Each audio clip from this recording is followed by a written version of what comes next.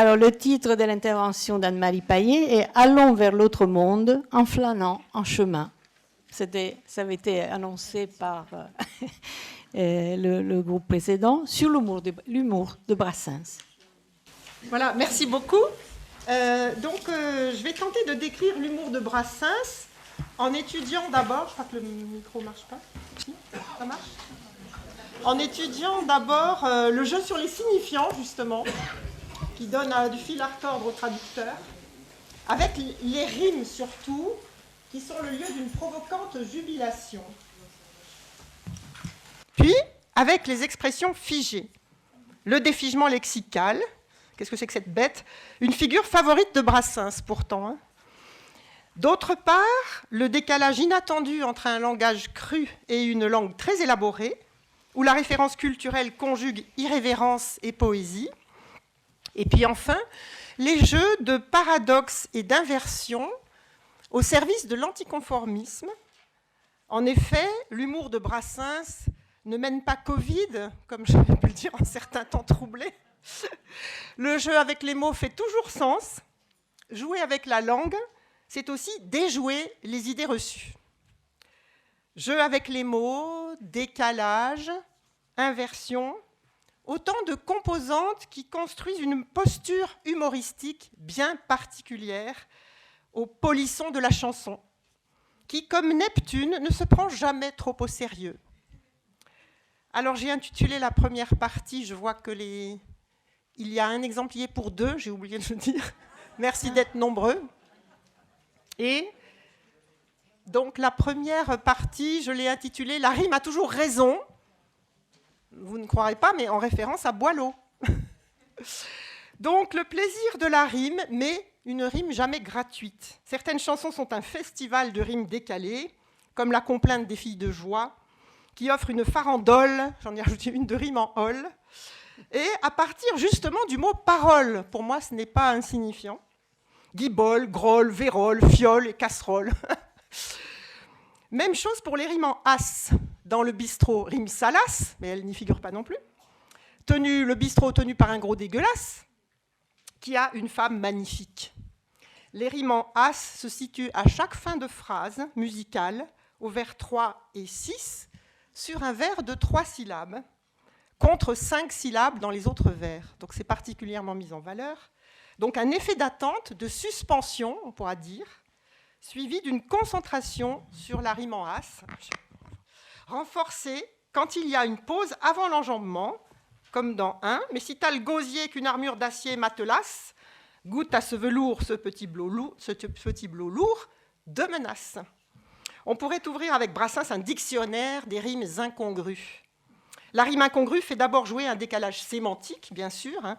Il y a ces petits bourgeoises faux culs qui, d'accord avec leur cocu, clair de notaire, et ça va rimer avec pomme de terre. Au prix de gros vents de leur corps, leur charme qui flirte encore la pomme de terre. La rime grand écart, du point de vue sémantique, associe des mondes opposés, comme le monde céleste et le monde terrestre. À minuit, d'une voix douce de séraphin, elle me demanda si je n'avais pas faim dans la fessée. Souvent s'ajoute un écart des registres de langue à cet écart sémantique, hein, qui va de pair.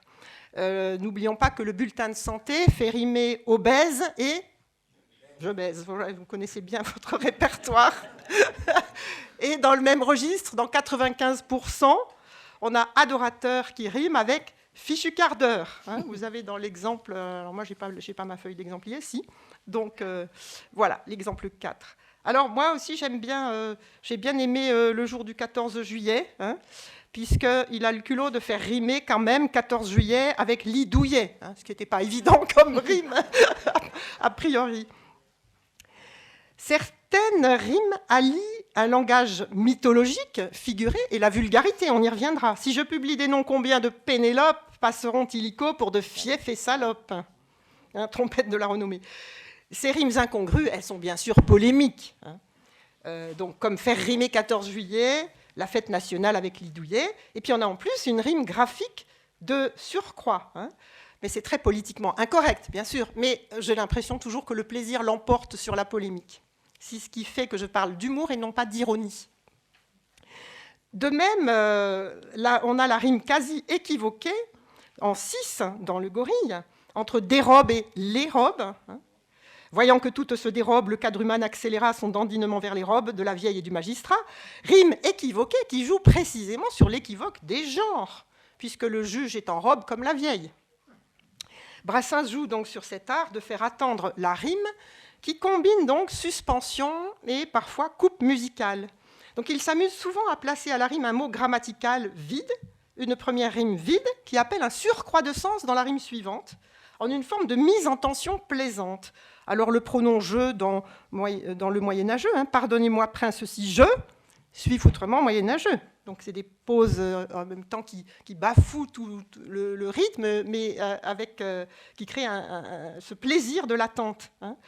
Ou dans pluriel, le pluriel ne vaut rien à l'homme, et sitôt con n'est plus de 4, on n'est plus rien qu'une bande de cons. Ça, on l'attend, donc il y a cette tension parce qu'on attend. On connaît un petit peu Brassens, mais même si on ne le connaissait pas, on voit bien que con, comme ça, avec un arrêt qui n'est pas grammatical, va générer quelque chose d'amusant. Pire, souvent Brassens dessoude les mots au profit de la rime, comme dans Concurrence déloyale, pour créer une rime burlesque en cul. Ajoutez à ça qu'aujourd'hui, la manie de l'acte gratuit se développe, que des créatures se font cul, butées à l'œil et sans calcul. Mais c'est un fin connaisseur de la langue, Brassens, parce que justement, culbuter, ça veut dire bouter le cul. Donc, il connaissait très bien sa langue. Moi, je me suis demandé si ces jeux rythmiques et sémantiques, avec beaucoup d'irrévérence, n'étaient pas précurseurs du rap. En tout cas, le rap français, c'est exactement ce qui se passe dans le rap. On crée des rimes en dessoudant les mots. Alors, l'enjambement aussi est souvent polissant, avec un jeu équivoque sur les mots pleins en que, au diable les maîtresses que, féminisation de maître que, qui vient de quocus, quoquere, la cuisson. Quand l'amour est cuit, c'est pas bon, il est mieux cru chez Brassens. Donc, au diable les maîtresses que, qui attachent les cœurs au que, des casseroles. Peut-être qu'alors là, je ne sais pas si je vais prendre Bruno Granier au dépourvu pour qu'il nous chante, pour qu'on voit bien cet arrêt là sur mots. Donc tout à l'heure. Alors avec l'arrêt sur, j'ai appelé ça arrêt sur mot en fait, avec l'arrêt sur le mot que, des casseroles à la fin de vers, on entend d'abord un sens physiologique préparé par cœur. C'est logique, on passe du cœur à la queue, c'est chez les hommes en tout cas, ou l'inverse justement, chez les hommes, mais relu ensuite comme partie de l'ustensile culinaire, le manche. Et alors là, j'ai regardé ce que disaient les Anglais, c'est impossible à traduire. Je sais pas, parce qu'en grec, on ne peut pas traduire que de casserole. Alors ils mettent gentiment handles. Je ne connais pas assez l'anglais pour voir s'il y a un sens grivois dans handles, mais ça m'étonnerait. Elle est impossible. Je ne sais pas s'il y a une langue qui peut faire ce jeu de mots. Et il a pris soin de ne pas dire manche, bien sûr, manche de casserole. Donc on a cet aspect ludique de la rime qui mêle prévisibilité et imprévisibilité. Et il faut voir le visage de Brassens. Je suis curieuse de voir celui de Bruno tout à l'heure. Le visage de Brassens et son regard malicieux s'éclairer au moment d'une rime particulièrement savoureuse ou heureuse. Je ne sais pas si vous avez guetté ça sur les vidéos.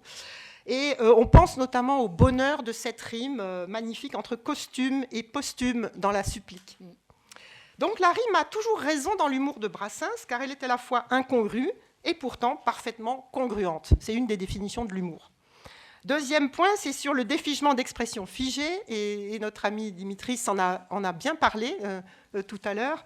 Là encore, le jeu n'est jamais gratuit, car Brassens retravaille l'expression en fonction du contexte. L'expression peut, alors premier cas, elle reste intacte, mais plaisamment recontextualisée. Dans Concurrence déloyale, le métier de femme, euphémisme, ne nourrit plus son homme. Donc jeu encore sur un paradoxe sur les genres, qui joue sur le genre. Jeu sur un double sens dans Trompette de la renommée, vous êtes mal embouché. Il y a deux sens qui se superposent grâce à la métaphore des trompettes. Emboucher, c'est mettre en bouche l'extrémité d'un instrument avant. Ça permet donc de redonner un autre sens, un instrument qui serait mal mis en bouche, et mal embouché, bien sûr, qui a l'habitude de parler impertinemment, de dire des injures ou des paroles indécentes. Donc on construit un nouveau sens, justement, au sujet d'une rumeur qui dit des impertinences. Donc tout s'est compacté et superposé. On peut aussi remotiver. Brassens aime à remotiver concrètement une expression. Dans Complainte des filles de joie, Brassens prend l'expression « faire le pied de grue », au pied de la lettre, si j'ose dire, car même avec des pieds de grue, faire les 100 pas le long des rues, c'est fatigant pour les guiboles. Hein. Voilà, donc là encore, il témoigne d'une excellente connaissance de la langue, puisque c'est justement faire le pied de grue qui a donné le mot grue et non l'inverse, le sens figuré de la grue, la prostituée. Cette remotivation concrète peut créer aussi donc ça c'était l'exemple 12, hein, je vois qu'il y en a qui suivent très bien.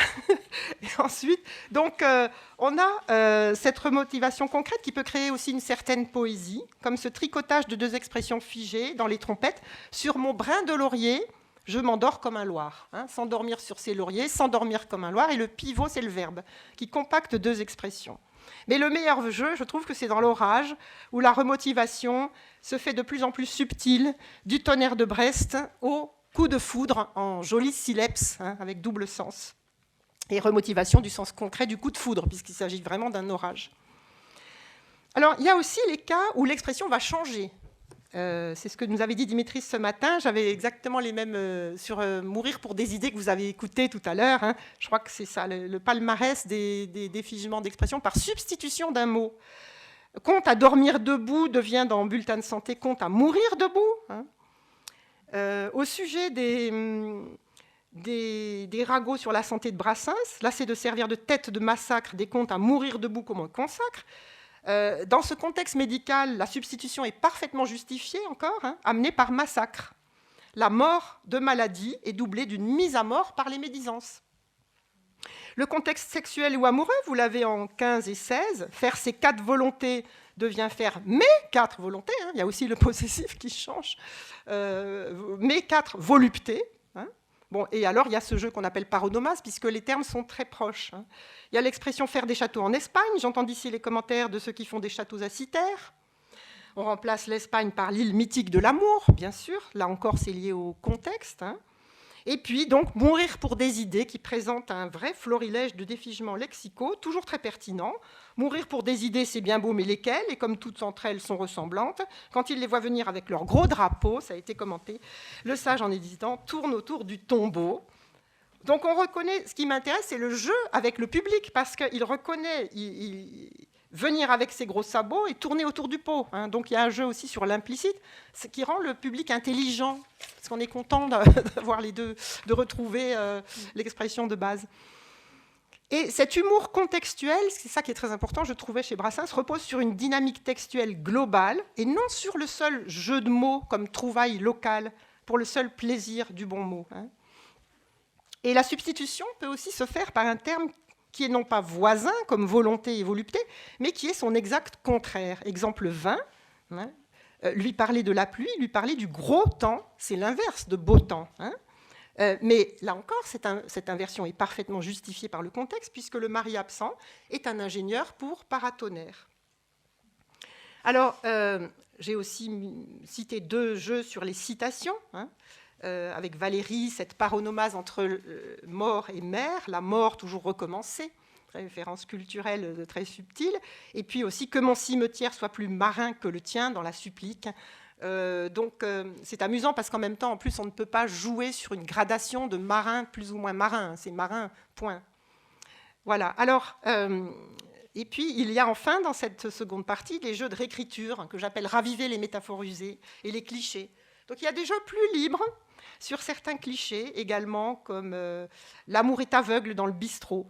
Brassens exploite la métaphore au sujet du gros dégueulasse, c'est injuste et fou, mais que voulez-vous qu'on y fasse ? L'amour se fait vieux, il n'a plus les yeux bien en face. Donc variation sur l'amour est aveugle. La connivence, elle est double ici, à la fois parce qu'on part d'un proverbe, hein, et ce qui se fige dans la langue, qui cristallise formellement une idée convenue, et aussi parce qu'on doit reconnaître le travestissement du proverbe. Certaines métaphores figées donnent donc lieu à des développements concrets, parce que Brassens aime à filer la métaphore comme le parfait amour.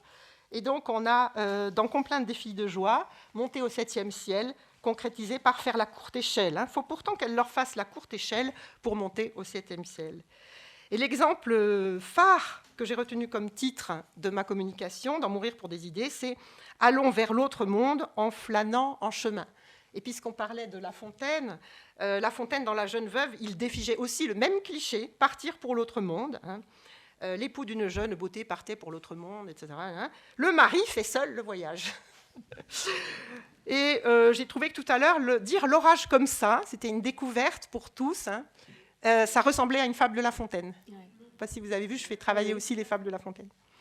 Et ce jeu-là, alors allons vers l'autre monde en flânant en chemin, il est aussi très cohérent par rapport à l'ensemble du texte, puisqu'il s'agit de retarder le moment de la mort au maximum, donc flâner, hein, pas trop vite.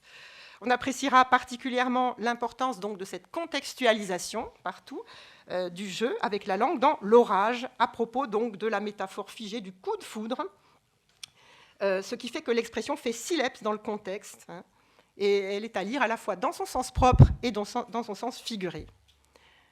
Dieu fasse que ma complainte aille, tambour battant, lui parler de la pluie, lui parler du gros temps auquel on a tenu tête ensemble, lui conter qu'un certain coup de foudre assassin, dans le mille de mon cœur, a laissé le dessin d'une petite fleur qui lui ressemble.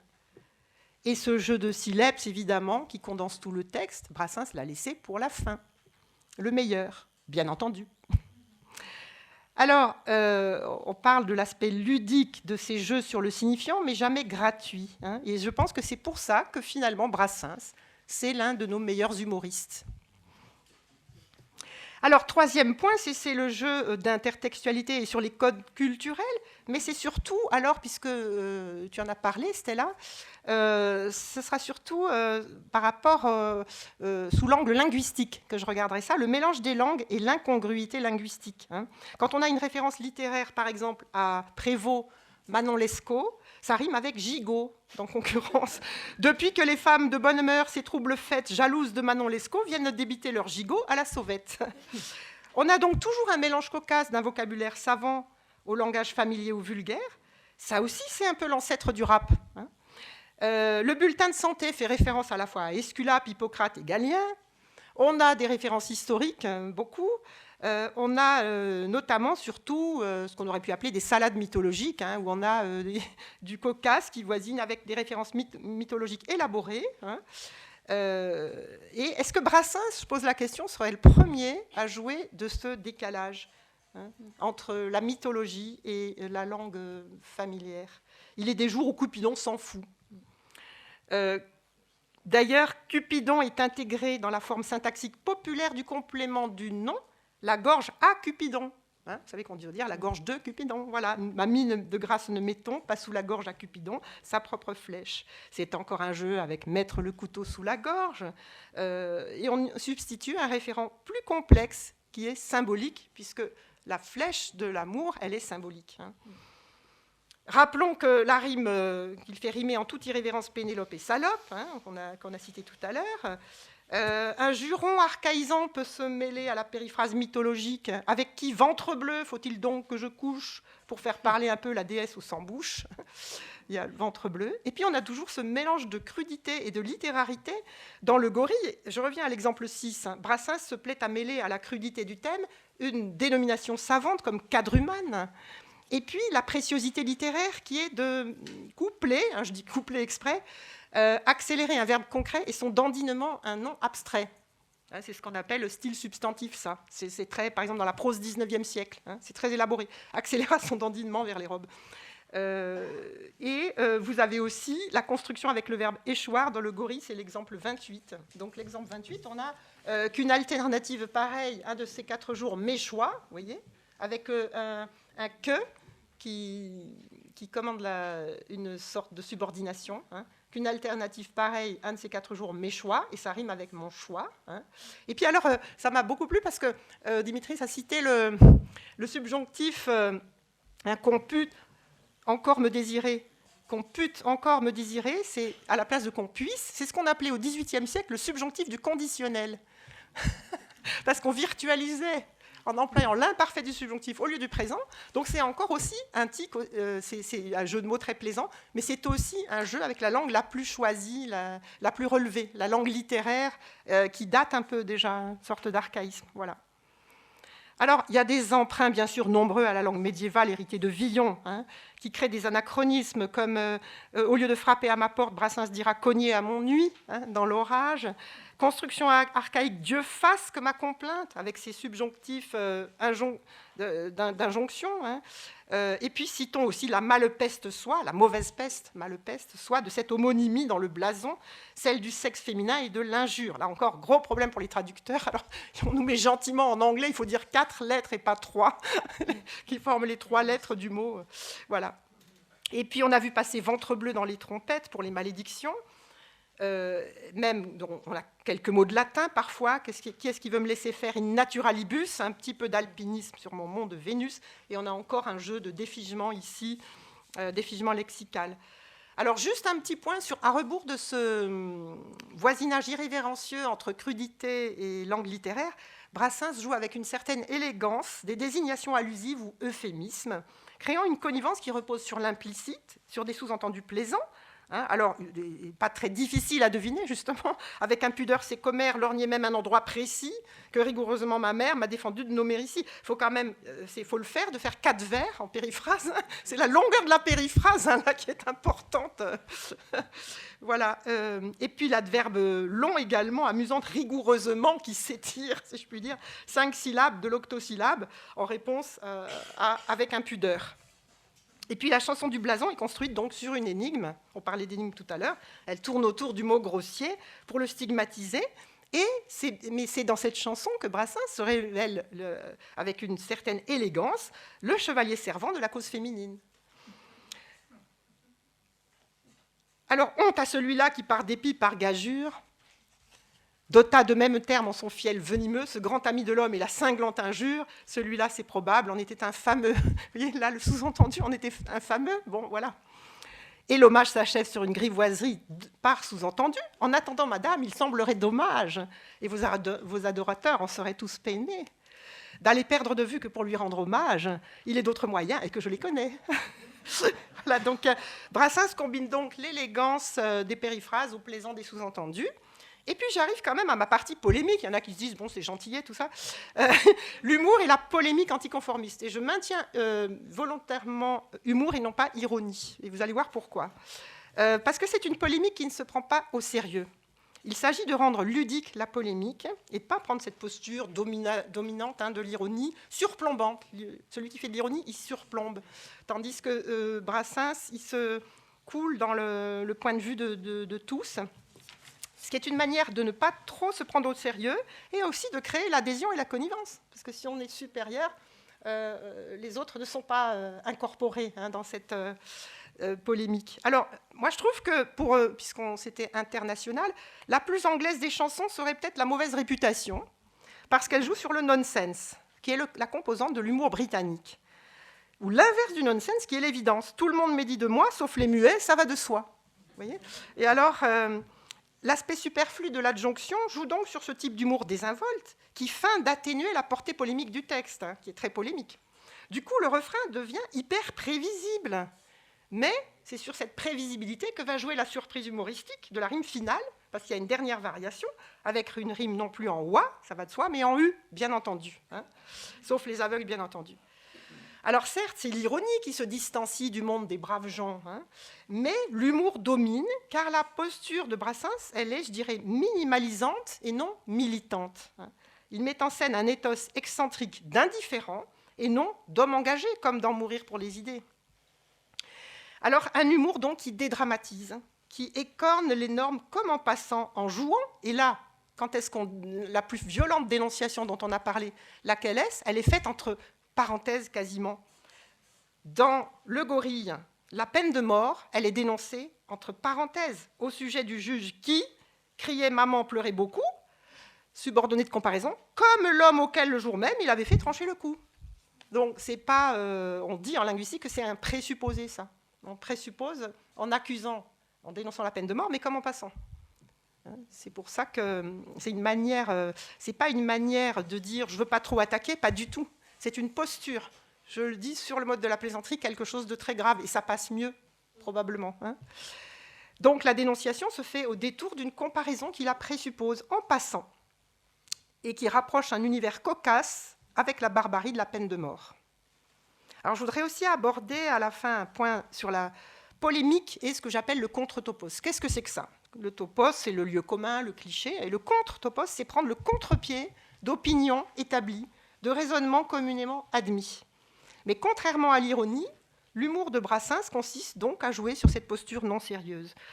Donc l'humour de certaines chansons consiste en une inversion des valeurs, des discours établis, dont la négation va être la forme la plus apparente. Vous les avez en 32 et 33. Parlez-moi de la pluie et non pas du beau temps. Donc ça, c'est quand même quoi de plus consensuel que d'aimer le beau temps.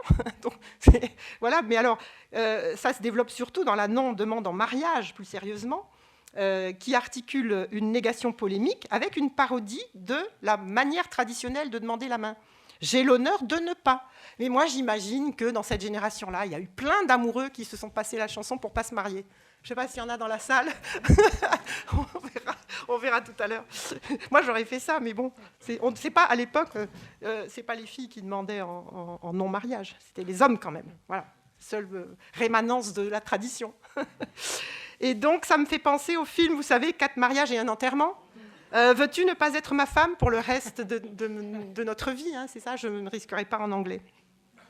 Donc c'est l'éloge d'un amour libéré du conformisme et surtout opposé au quotidien de la conjugalité. Finalement, cette chanson, c'est une continuation de l'amour courtois. Hein.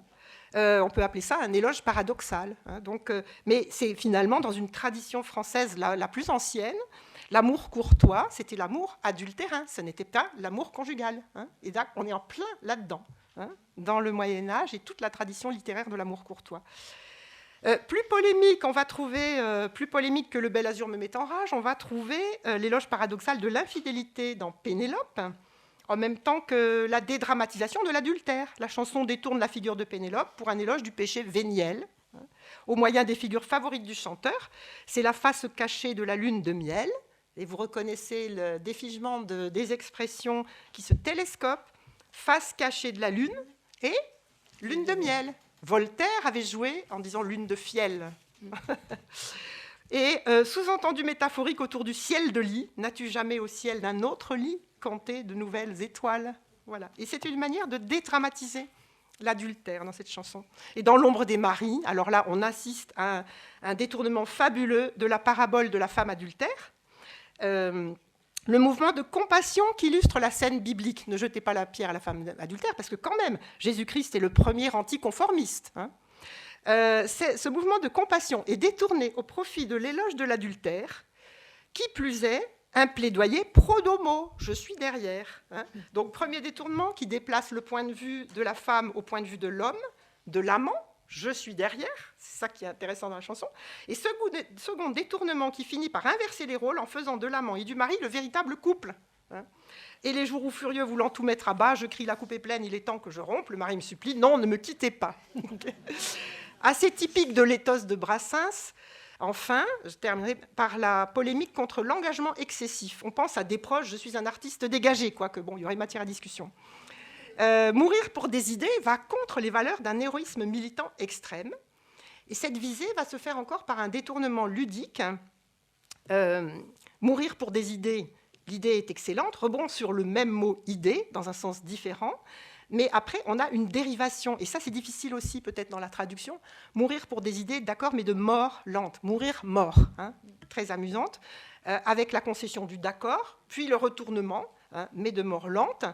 Ce jeu, c'est rien d'autre qu'un trait d'esprit, un des plus fins traits d'esprit qu'on trouve au XVIIe siècle, hein, et qui reformule l'idée de mort naturelle, et c'est l'inverse du sacrifice. Hein.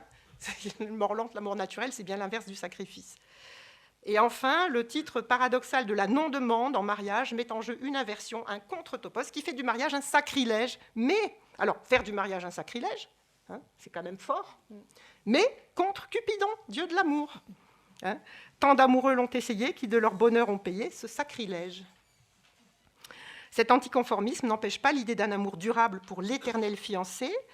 Et somme toute, ce n'est pas qu'un manifeste anticonformiste, cette chanson, qui est si belle du coup, mais une célébration de l'amour, hein, courtois, opposé donc au quotidien. C'est pourquoi la rime en queue de casserole est géniale, car le culinaire est l'emblème du domaine du quotidien conjugal, qu'on le veuille ou non. Et donc cet humour n'empêche pas une certaine élégance chevaleresque, avec le mot « dame de mes pensées », le thème de la prison d'amour. Nous serons tous les deux prisonniers sur parole. De servante, je n'ai pas besoin, et du ménage et de ses soins, je te dispense qu'en éternelle fiancée, à la dame de mes pensées, toujours je pense. Et puisqu'on fête aussi les 40 ans... Oui, c'est ça, les 40 ans de sa mort. Puisqu'on fête aussi les 40 ans de sa mort, je termine par le chef-d'œuvre de Brassens, qui met en jeu l'élégance de l'humour noir, qui s'attaque au tabou de la mort pour en inverser la noirceur. On trouve d'abord le nonsense autour de l'idée de sortir du tombeau. Et d'ici que quelqu'un en sorte, il risque de se faire tard, et je ne peux dire assez pour Abchant, poussez-vous donc un peu, place aux jeunes en quelque sorte. L'inversion cocasse du place aux jeunes, parce que ça consiste à déplacer le point de vue en mesurant l'âge, pas par rapport au caractère récent de la mort, en mesurant l'âge par rapport au caractère récent de la mort et pas par rapport à la naissance. Je ne sais pas si vous avez fait le compte à rebours, mais c'est un peu compliqué. Et enfin, on retrouve l'inversion des valeurs également. Les honneurs du Panthéon sont dévalorisés, il est là, ils sont dévalorisés par l'éternel estivant qui passe sa mort en vacances. Pauvre roi Pharaon, pauvre Napoléon, pauvre grand disparu gisant au Panthéon. Vous envirez un peu l'éternel estivant. Donc, restons sur la surprise de cette rime finale à valeur testamentaire, entre cendre de conséquences, expression qui sent son XVIIIe siècle, là encore, et vacances, terme tout simple, mais avec un dernier jeu par croisement sur l'expression passer des vacances.